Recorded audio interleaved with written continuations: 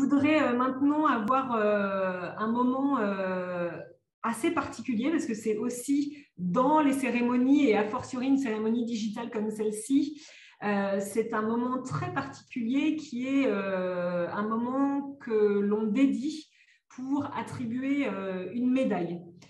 Cette médaille, c'est la médaille du leadership des Abruzzes.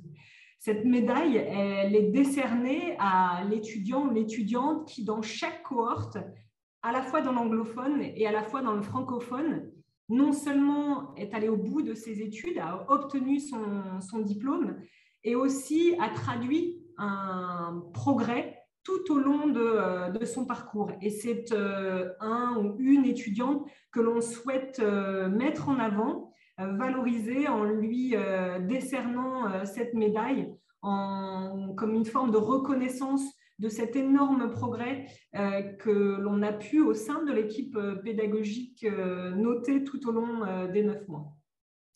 Cette médaille du leadership des Abruzzes, elle a été créée grâce au soutien de Save the Children Italy et elle a été nommée leadership des Abruzzes en l'honneur du personnel de Save the Children Italy qui a répondu au tremblement de terre qui a dévasté la région éponyme des Abruzzes dans le centre de l'Italie en 2009. Cette médaille, c'est la première fois, c'est une reconnaissance parce que c'est la première fois que le personnel national de Save the Children Italy répondait à une urgence dans son propre pays et qui, de cette manière-là, a pu démontrer, incarner les 6 comportements de leadership sur lesquels nous sommes si souvent revenus tout au long de notre cursus. Alors, pour cette cérémonie, et en discussion, en échange et en décision prise collectivement par l'ensemble de l'équipe pédagogique, nous avons l'immense honneur et l'immense plaisir de décerner cette médaille à Nathalie Nikiema, pour votre cohorte. Et j'aimerais vraiment qu'on l'applaudisse très fort, immensément, pour l'obtention de cette médaille.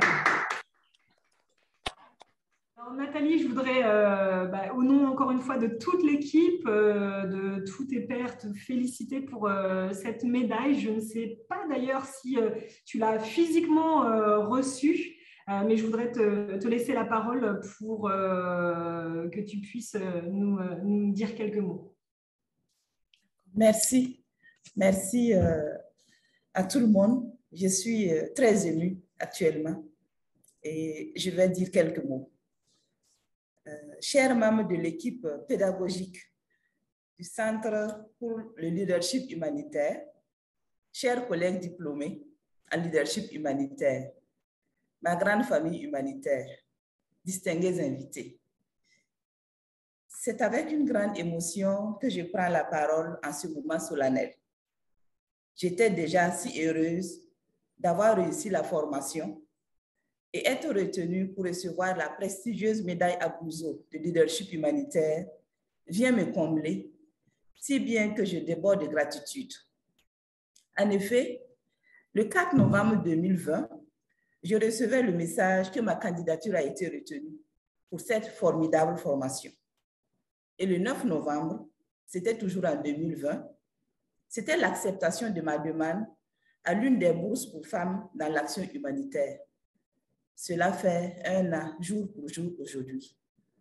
Vous savez, ça fait très longtemps que je cherchais une formation dans le domaine humanitaire.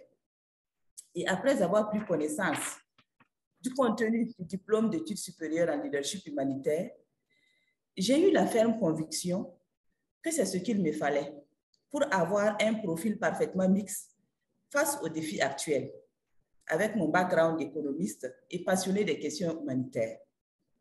Aussi, l'organisation pour laquelle je travaille en ce moment possède un mandat humanitaire et un mandat de développement.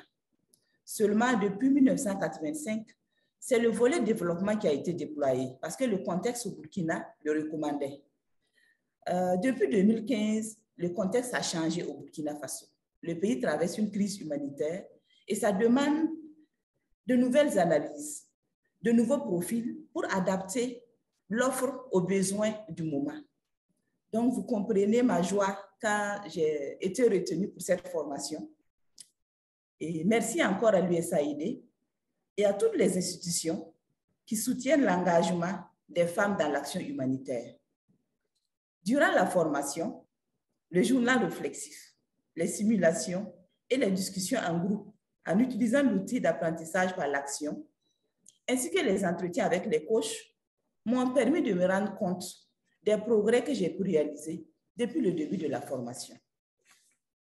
Le parcours de cette formation exceptionnelle a définitivement forgé mon leadership et les effets sont visibles aussi bien au sein de l'organisation pour laquelle je travaille que dans la communauté humanitaire au Burkina Faso.